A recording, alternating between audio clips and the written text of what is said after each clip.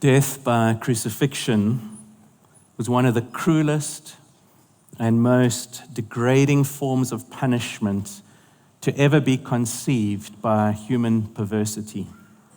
The Jewish historian Josephus called the cross the most wretched of all ways of dying. Even the Romans themselves, who had perfected crucifixion, saw the horror of the cross. Roman statesman, lawyer, and orator by the name of Cicero said the following. He said, the very word cross, and keep in mind he's a Roman, the very word cross should be far removed from not only the bodies of Roman citizens, but even from their thoughts, their eyes, and their ears. It is not only the actual fact and suffering of all these things, but the very possibility of being exposed to them, the expectation, even the mere mention of them, that in the end is unworthy of a Roman citizen and free man. And crucifixion was perfected by the Romans to accomplish really two things. The one was to cause excruciating pain and death.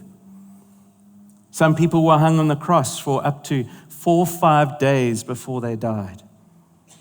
The second thing is the cross was designed to cause humiliation and absolute terror. There's another Roman historian by the name of Livy, and he described what happened to a guide of the general Hannibal. And this guide didn't understand the Latin accent properly, and so he heard Hannibal telling him to guide them to Cassilinum. But instead of Cassilinum, he took them to Cassinum. And so you can see what went wrong there. And this is what Livy records. He, Hannibal, scourged the guide with rods and crucified him in order to strike terror into all others. So the question I have for us this morning on this Good Friday is, what makes Jesus' death and his crucifixion any different from all others who've come before? I'm told that 109 billion people have lived and died on planet Earth before us who are living this very day. 109 billion people. A sea of faces forgotten and buried by time. So how is Jesus' death, even his crucifixion, different from the hundreds of thousands of others? In 4 BC, Varus crucified 2,000 Jews at one time because of an uprising. In 71 BC, Crassus, in his attempts to stop Spartacus, and maybe you know that story, Spartacus was a gladiator and a slave, and he managed to escape with other gladiators and slaves, and eventually his numbers grew to like 10,000. And the Romans just couldn't stop him. And Crassus was trying everything, and suddenly, after 2-3 years, they sent another general, and Crassus realized, okay, he'd need to do something hectic. And so he just basically came down on Spartacus and his crew and crucified 6,000 slaves in one day. 6,000 slaves on the Appian Way, and you can go and look at it there. The Appian Way was about 200 kilometers. And so that means there was a cross erected every 30 meters on this road from Rome to Capua. So why are we here on this Good Friday celebrating this death and remembering this crucifixion? Well, I want us to turn to the Word of God and to read, and then to come and answer that question. So I want to read from the Gospel of Mark. It was difficult to know which gospel I should choose as the foundation.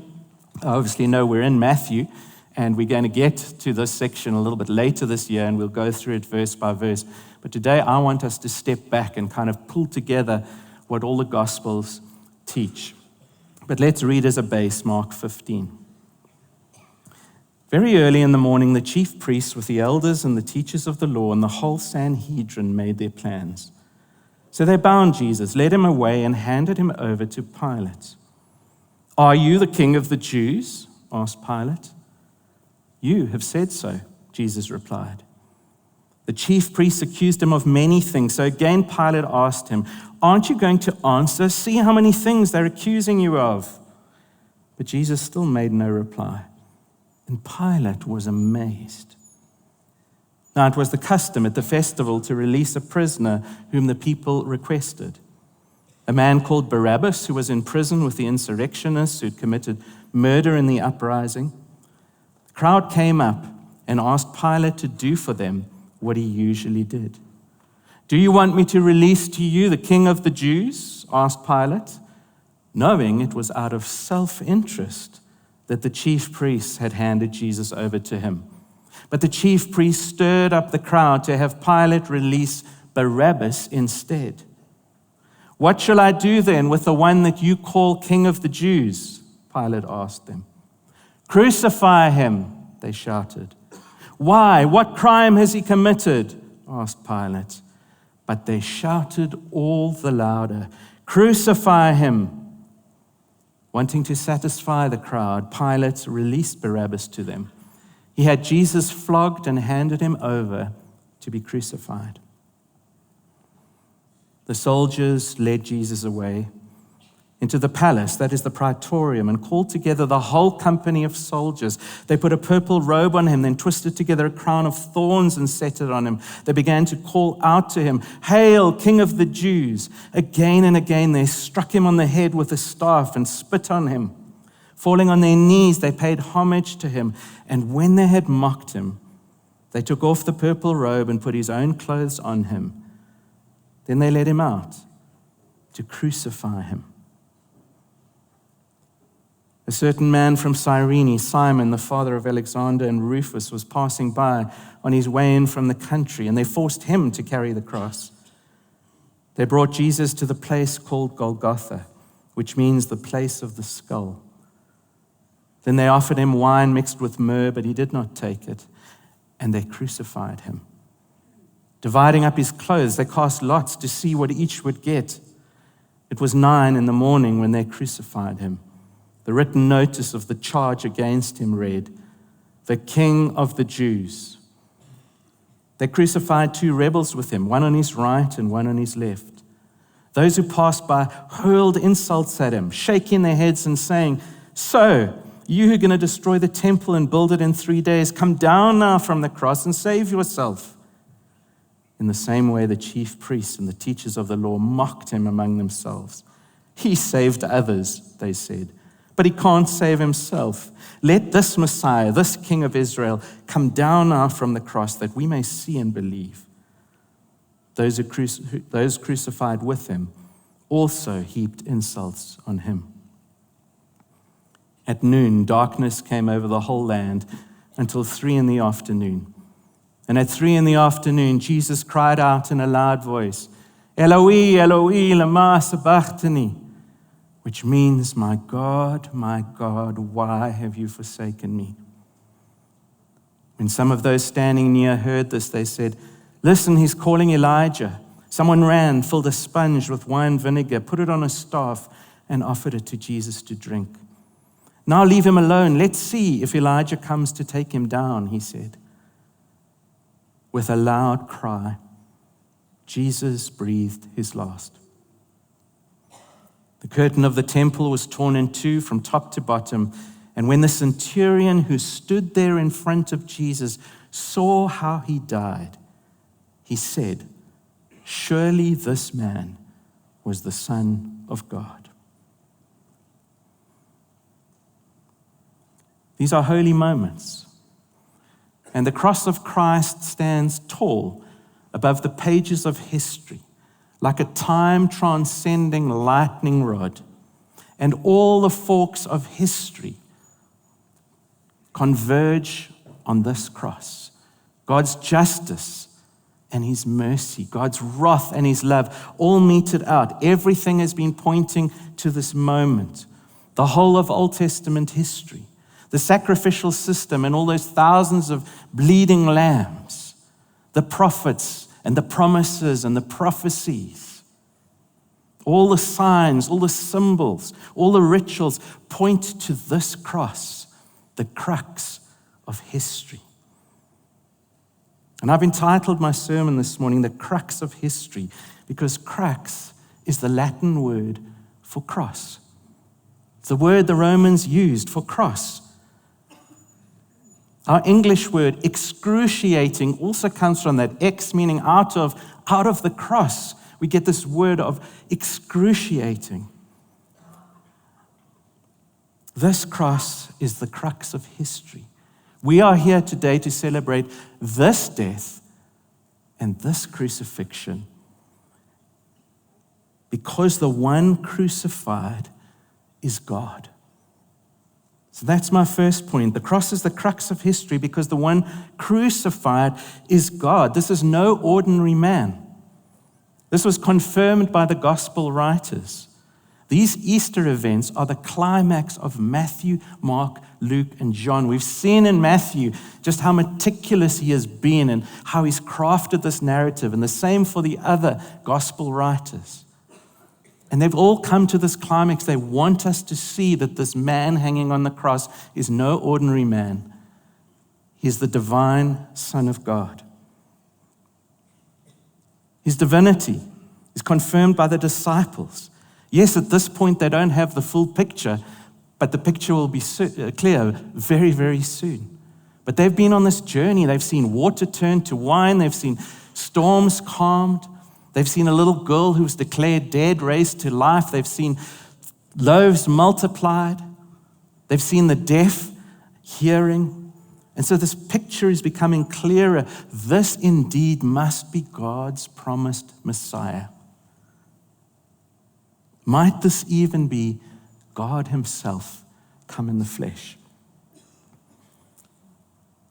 So this truth is confirmed by the gospel writers, the disciples, and then even ironically by the religious establishment themselves. Jesus wouldn't be on the cross unless they thought he was claiming to be God. They didn't believe it was true, but it's still, in an ironic way, just like all their insults had some truth to them.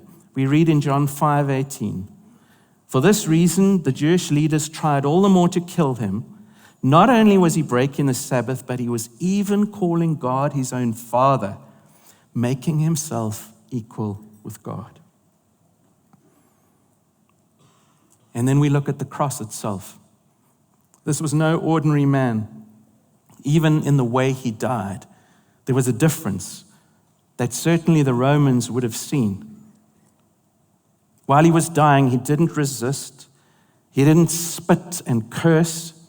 He didn't defend himself. John tells us of the tenderness of Jesus while hanging on the cross. He's concerned for his mother Mary, that she'd be taken care of by John. Luke tells us that while these centurions and soldiers were gambling for his garments, Jesus prayed, "Father, forgive them, for they do not know what they do." In the midst of excruciating pain and blood loss and thirst, Luke tells us that he took interest. Christ took interest in a fellow sufferer, this repentant thief. And Jesus had time to listen to him and to promise him that today you will be with me in paradise. This was no ordinary man, even in his actual death. Darkness from noon till 3 p.m. The curtain in the temple torn from top to bottom. The earth shook, the rock split, the tombs broke open. And so when the centurion who stood there saw how Jesus died, what did he say? Surely this man was the Son of God. Even he, as a Roman with different theology, trying to figure out, he knew there's something here. These were Romans that had done hundreds of crucifixions, but there was something different. And so I want us just to pause and to think how ludicrous and scandalous the cross is. No other religion could ever conceive of their God hanging upon a cross. Never mind God incarnating himself, but hanging on a cross. The Jews said, "Cursed is anyone who hangs on the tree." We've heard about what the Romans felt about the cross. There was this atrocity. And so I think we forget that this was the thing that Christians were most ridiculed for, particularly in the early church. They were ridiculed that they worshipped a God who had died on the cross. And you can go and search online for certain Roman graffiti that shows even images of people mocking Christians because they're worshiping this God on a cross. Perhaps that's why Paul says in 1 Corinthians chapter 1, for the message of the cross is foolishness to those who are perishing. Jews demand signs and Greeks look for wisdom, but we preach Christ crucified, a stumbling block to Jews and foolishness to Gentiles. The cross is the crux of history because the one who's crucified is God. But number two, the one crucified is innocent. He's innocent. At the start of Jesus' public ministry, John the Baptist, the herald, cries out, "Behold the Lamb of God, this innocent Lamb of God who takes away the sins of the world." And Jewish history records that it was in Migdal Eder in Bethlehem where those little Passover lambs were bred and raised.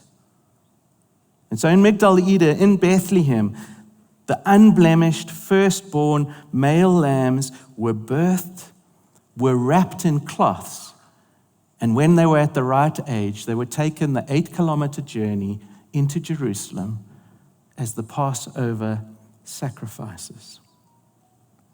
Passover was that time in Old Testament history when the Israelites took the blood of the lamb and put it over their doorposts while they were in captivity in Egypt, so that God's wrath would pass over them in mercy. So I want you to see this connection. The same Jesus, the Lamb of God, 3 decades earlier, is born in Bethlehem. He's also wrapped in cloths. He's also placed in a lamb's manger. And now, these years later, eventually, he is brought into the city of Jerusalem as the true Passover lamb who offers for all time a single sacrifice for sins. And so for those of us who've put our faith in Jesus Christ, the Lamb of God, his blood covers our lives. The mercy of God protects us as God's wrath passes over us for all eternity. But not only do we see these images, we also, ironically again, see that Jesus' innocence is professed by the religious establishment. If you were really to get them and say, is he really guilty? They'd say no. Because even in his trial with Caiaphas and Annas, what happened? They were trying to get all sorts of false witnesses. Mark tells us many testified falsely against him, but their statements did not agree. It was a complete, just utter farce of what their court case was. The high priest stands up and says to Jesus, are you not going to answer? What is this testimony that these men are bringing against you? And we read, but Jesus remains silent. Doesn't sound like a guilty man to me. And then John tells us, Jesus says to them, I've spoken openly to the world. I always taught in synagogues or at the temple where the Jews come together. I said nothing in secret. If I said something wrong, testify as to what is wrong. But if I spoke the truth, why do you strike me? It's like Jesus just penetrates all this nonsense and just stands there as this sort of symbol of truth. He is the truth. And then even from the strangest of places, his innocence is declared even by Judas, that betrayer. As he takes that blood money and he throws it back and he's filled with remorse, he says, I have sinned, for I have betrayed innocent blood. What about Pilate? Pilate can see through the whole charade. He knows it's out of self-interest. That's what we read in Mark. Out of self-interest that the chief priests have handed him over. It's envy. He can see the game they're playing. And so Pilate announces in the Gospel of Luke, I find no basis for a charge against this man. Even Pilate cannot see why he's guilty. Matthew tells us that Pilate's wife had a dream, and for the Romans, dreams and omens and signs were really, really important. She has this dream. And Matthew tells us that while Pilate was sitting on the judge's seat, he's right there. This message must have been so urgent from his wife that he gets interrupted, and this is the message from this dream: don't have anything to do with that innocent man. I mean, the gospel writers are showing us not only that this is God, but that the one on the cross is innocent. Luke tells us that Pilate called everyone together, the chief priests, the rulers of the people, and said to them, "You brought me this man as one who was inciting the people to rebellion. I've examined him in your presence and have found no basis for your charges against him. Neither has Herod, for he sent him back to us. As you can see, he's done nothing to deserve death. Therefore, I will punish him and then release him." Now, Pilate's a Roman. Keep that in mind. He dislikes the Jews. And if we had time, we could talk about the history of Pilate, how he was appointed, and the things he used to do just to annoy the Jewish people. In fact, the only reason he'd come here to Judea at this time was because he knew Passover, crowds of people, there's just going to be trouble. So he's a Roman. He could have just gone like that and sentenced Christ. We've seen how harsh the Romans could be, but there was something different about Jesus. He knows Jesus is innocent. And that's why he can't make a decision. He doesn't know what to do with him because his conscience is bothering him. I mean, have a look at this little chart. This is just from the Gospel of John. Look at this indecisiveness. So in the Gospel of John, we read in verse 29, so Pilate came out to them. Verse 33, then Pilate went back inside. Verse 38, with this he went out again. Verse 1 of chapter 19, then Pilate took Jesus back in again. Verse 4, once more Pilate came out. Verse 9, he went back inside. Verse 13, he brought Jesus out, in, out, like a cuckoo clock. Doesn't know if he's coming or going, but now's the time for Pilate to decide, as it is the time for each of us to decide what we'll do with Jesus. John tells us in John 19, verse 12, from then on Pilate tried to set Jesus free. But the Jewish leaders kept shouting, "If you let this man go, you are no friend of Caesar. Anyone who claims to be a king opposes Caesar." This is unfathomable. Here's the Jewish leader suddenly so concerned about Rome, their oppressor, so concerned about what Caesar might think. We can see through their hypocrisy. But they play a very important trump card. And in Latin, it's known as the amicus Caesaris, friend of Caesar. That's what they say. That is a technical term used by the Romans for someone who enjoyed the patronage of the emperor, someone who'd benefited from imperial appointments. And I believe, if you want to Google his name, Sejanus was the one who appointed Pilate on behalf of the Emperor Tiberius. And that has another whole backstory, which I'm not going to go into. And so this was a veiled threat. They were saying to Pilate, if you don't crucify Jesus, then you are not a friend of Caesar, and we are going to go and tell him about this. And because of the historical background, at this point in time around, if this was sort of after 31 AD, Pilate would have been fearful for his life because Tiberius was on the rampage to wipe out anyone who had been in association with this guy, Sejanus. And so he cracks and he sentences Jesus to death. But even in Jesus' actual crucifixion, we see his innocence. Remember that thief on the cross? Luke tells us, the thief says, we are punished justly for we are getting what our deeds deserve, but this man has done nothing wrong. I mean, these are hardened criminals. They know this guy's like, he doesn't fit with us. I mean, they, out of their mouths, are proclaiming his innocence. Well, at least one of them. And then we've already read of this centurion's proclamation that this was a righteous man. This was the Son of God. So before I move off this point, I want to share with you the story of Anthony Graves. Anthony Graves was wrongly convicted, and don't confuse him for Zwei. Anthony Graves was wrongly convicted and spent more than 18 years in solitary confinement. Just think about that for a moment.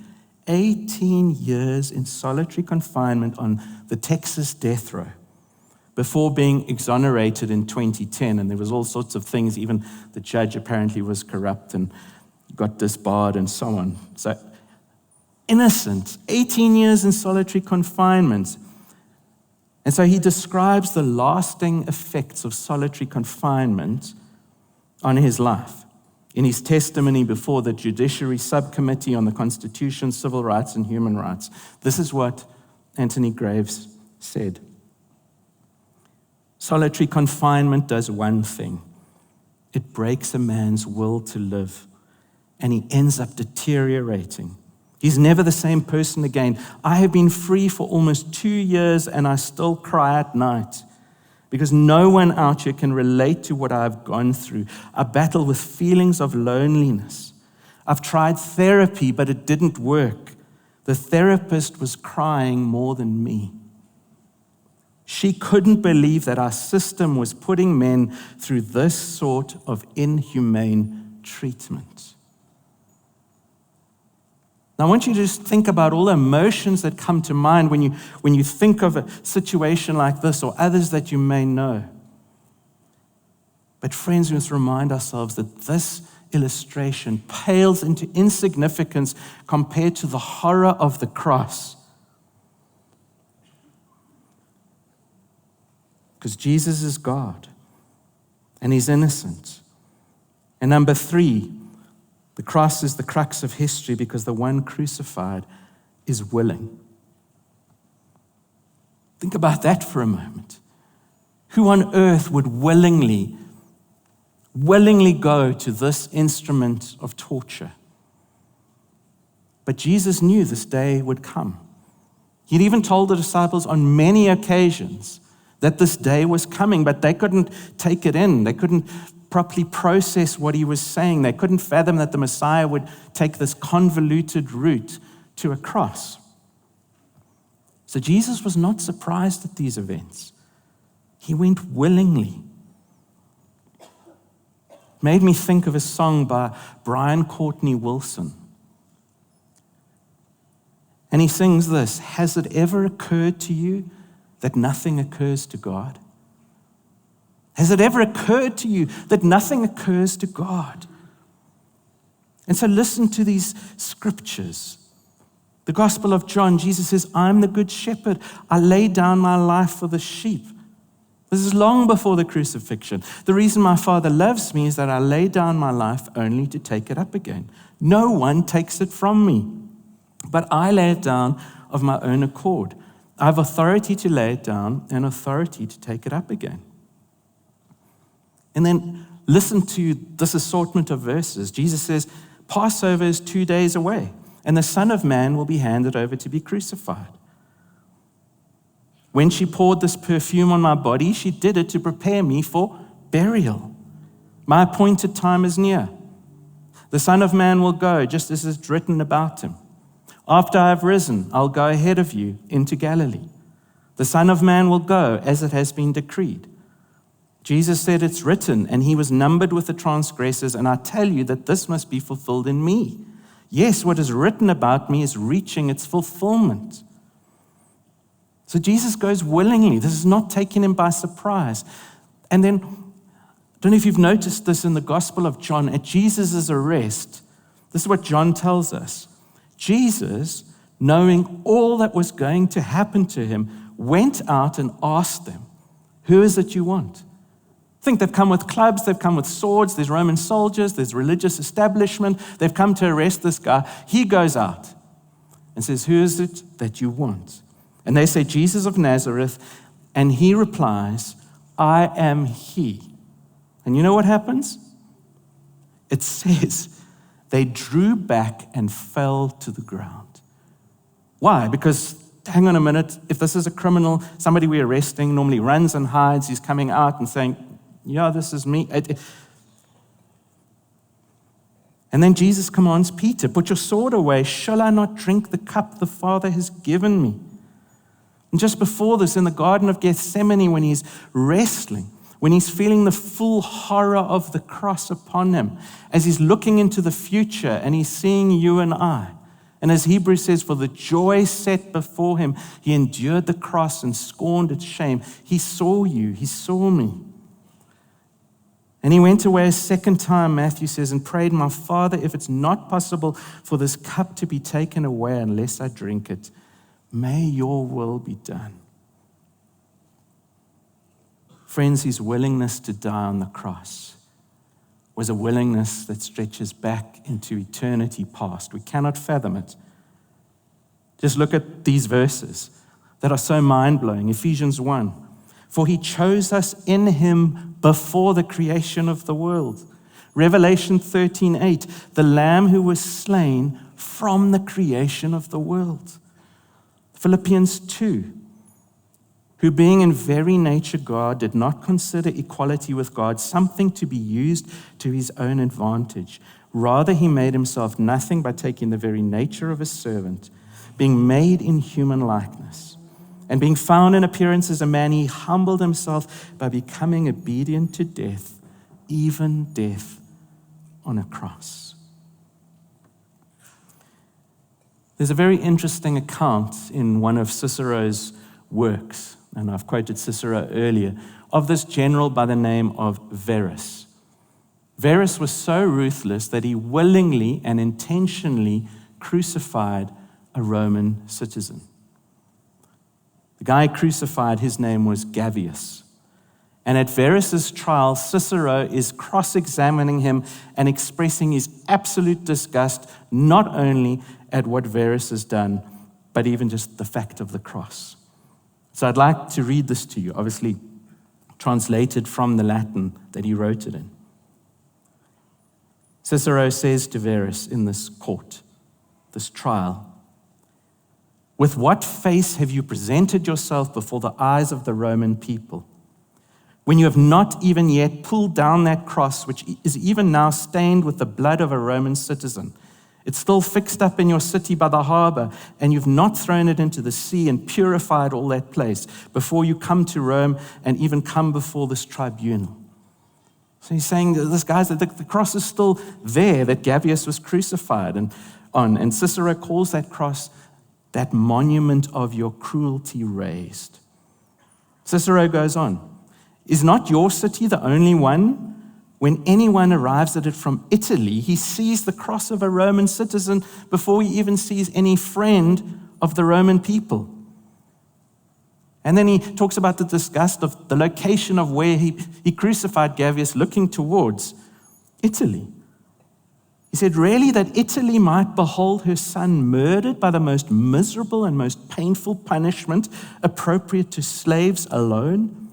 What must Roman citizens think when they see the privileges of our citizenship extinguished by such a punishment? But it gets worse. Cicero goes on. Verus, there are witnesses who say that they were acquainted with Gavius and that they saw him at the time he was being dragged towards the cross, crying out that he was a Roman citizen. Civis Romanus est. I am a Roman citizen. That's all a Roman person had to do to invoke certain rights. And the Apostle Paul uses that in the gospel, in the book of Acts. And so he goes on.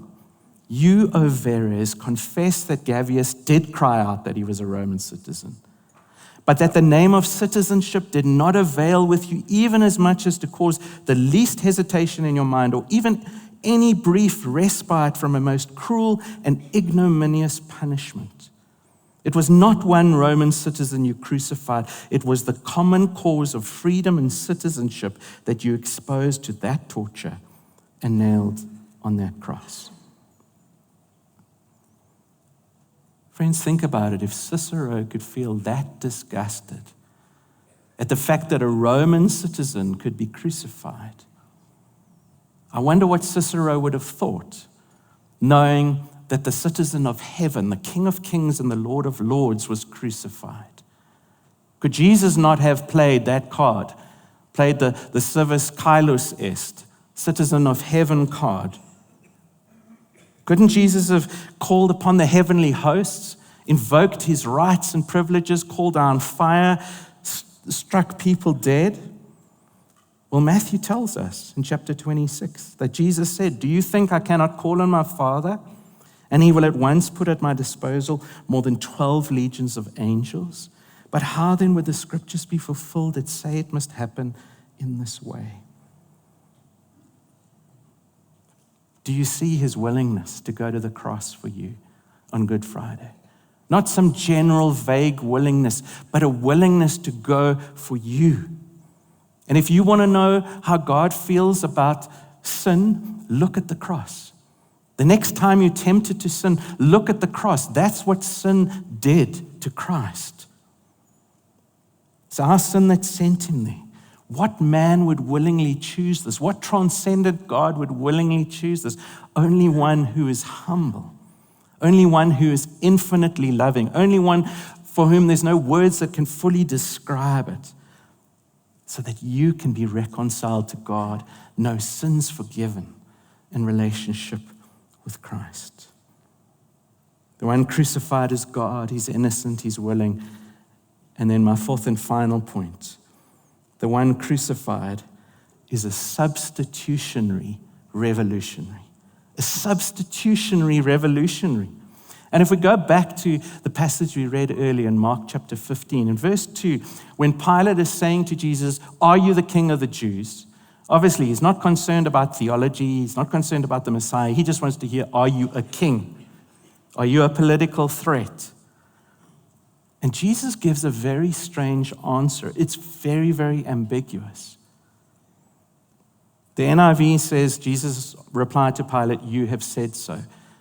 But the Greek can't really be captured. It's just two words. Jesus just says, "You say." Are you the king of the Jews? Jesus says, "You say." And he uses that phrase throughout the other trials and even a number of places in the gospel. He even says it to Judas. When Judas says, "Am I the one that's going to betray you?" He says, "You say." So it's very ambiguous. And I'm indebted to Timothy Keller, who helped me to really see this ambiguity and shaped some of my thinking. So Jesus won't say a definite yes, and he won't say a definite no. It's as if he's both affirming and denying at the same time. And so I went to the Afrikaans translation to open and check what it says. And it says, Jesus replied, "Ja, nee." Okay, which is obviously not true. I don't know. Maybe check that. But that's really what he was saying. He was saying, if Jesus had said, "No, I'm not a political leader," Pilate, "I'm just a spiritual guru. I'm just here to give people inner peace and happiness and joy and, world peace." That's what he could have said. "I'm not here to influence politics in any way, so you don't have to worry about me." On the other hand, Jesus could have said, "Yes, Pilate, of course I'm a political leader. I've come here to change the world." I mean, that sounds pretty revolutionary. But his answer is, I am a political leader and I'm not a political leader. Why? Because he's saying to Pilate, I'm not a political leader in the way you see power in politics. I don't play by the rules of generals and emperors and worldly kings. Yes, what I'm going to do is going to have massive political ramifications, but I'm not a political leader in the way you define power. And so I want you to see his view of power in politics is revolutionary. So let's unpack this further. Verses 3 and 4. The chief priests were accusing Jesus of all sorts of things, and then Pilate comes to him and says, "Aren't you going to answer? Can't you hear what they're saying? These guys are out to kill you. They're trying to steamroll you. Jesus, what's going to be your next move? How are you going to outmaneuver them? What's your strategy? Let's sit here and put the pawns on the table and see how we can win this battle."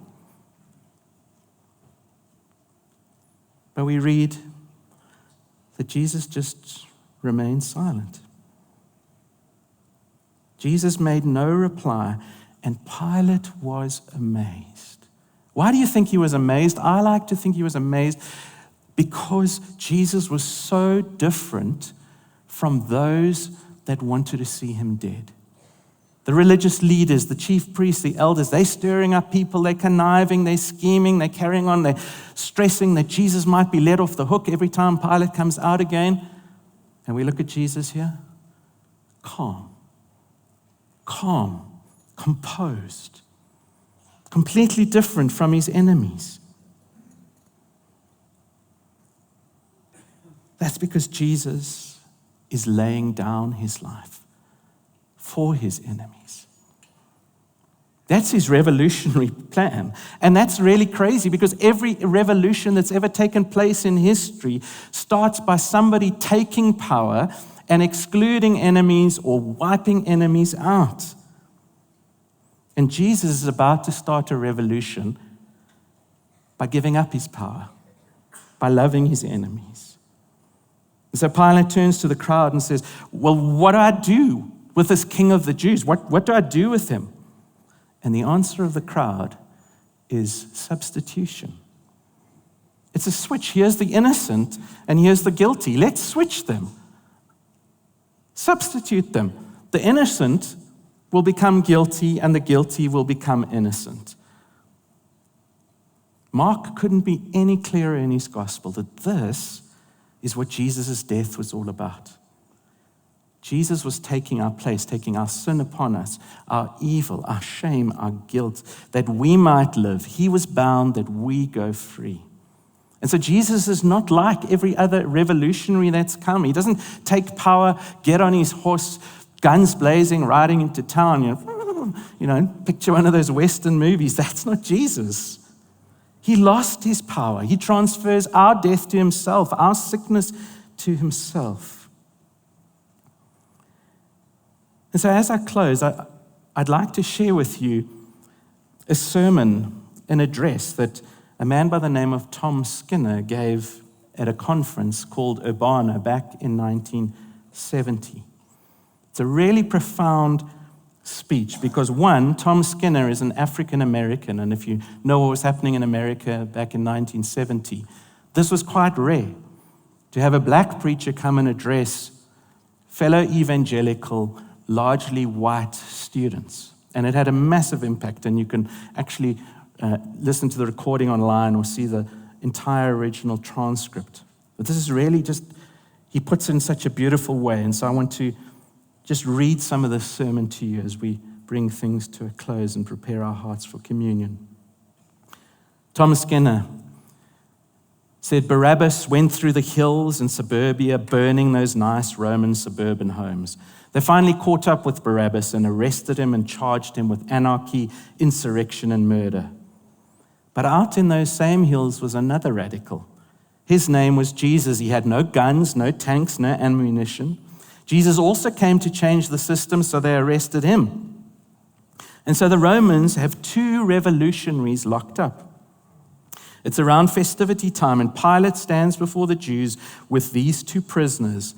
And Pilate says, you know, around this time of year, I get very gracious. I want you to know that I love all you dear Jewish people. Some of my best friends are Jews. Now I'm going to release one of them to you. And I want you to tell me which one you want. Over here, I've got Barabbas. And if you know Aramaic, what does Barabbas mean? Son of the Father. In fact, some manuscripts say his first name was also Jesus. Jesus Barabbas, Jesus, son of the Father. And on this side, can you see the substitution? You've got Jesus, son of the Father, Jesus of Nazareth. So do you want Jesus Barabbas or Jesus of Nazareth? And then Tom Skinner goes on and he says, so you've got two Jesuses on your hands. So it's not a question as to whether there's going to be a revolution. It's which one. Over here you got Barabbas. Barabbas has been burning the system down, killing people. Do you want him? Or over here I've got Jesus, who claims to be the Son of God. I've interrogated him. I find nothing wrong with him other than the fact that some dead people were raised to life, the blind see. So which one do you want, Jesus or Barabbas? And with one voice the crowd cries out, Barabbas. And then Tom Skinner asked this question in his message. Why?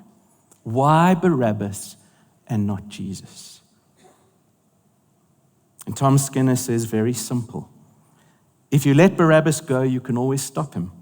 The most Barabbas will do is go out, round up another bunch of guerrillas, start another riot. You'll always stop him by rolling in your tanks into his neighborhood, bringing out the National Guard, putting his riot down, finding out where he keeps his ammunition, raid his apartment without a search warrant, and shoot him while he's asleep. You can always stop a revolutionary like Barabbas. And then Skinner says, but how do you stop Jesus? They took him and nailed him to a cross. But they did not realize that in nailing him to the cross, they were putting on that cross the sinful nature of all humanity. Because Jesus was more than just a political radical dying. He was God's answer to the human dilemma. So Skinner says they took him and buried him. They rolled a stone over his grave, wiped their hands and said, that is one radical who will never disturb us again. And then he says, 3 days later, Jesus Christ pulled off one of the greatest political coups of all time. He got up out of the grave. And the Bible now calls him the second man, the new leader. All the systems of men will crumble. Finally, only God's kingdom and his righteousness will prevail. You will never be radical until you become part of that new order. And so he ends the sermon with these words. So go into a world that's enslaved. A world that's filled with hunger and poverty and racism and all those things of the work of the devil, and proclaim liberation to the captives, preach sight to the blind, set at liberty them that are bruised. Go into the world and tell men who are bound mentally, spiritually, and physically, the liberator has come. The liberator has come. And so, friends, that's why I believe the cross indeed is the crux of history. That this emblem of reproach and torture and shame and suffering, we now wear around our necks because it's been transformed. This death and this crucifixion transformed this into one of the most wondrous, beautiful things on this Good Friday. It's his death on the cross that makes this cross the crux of history.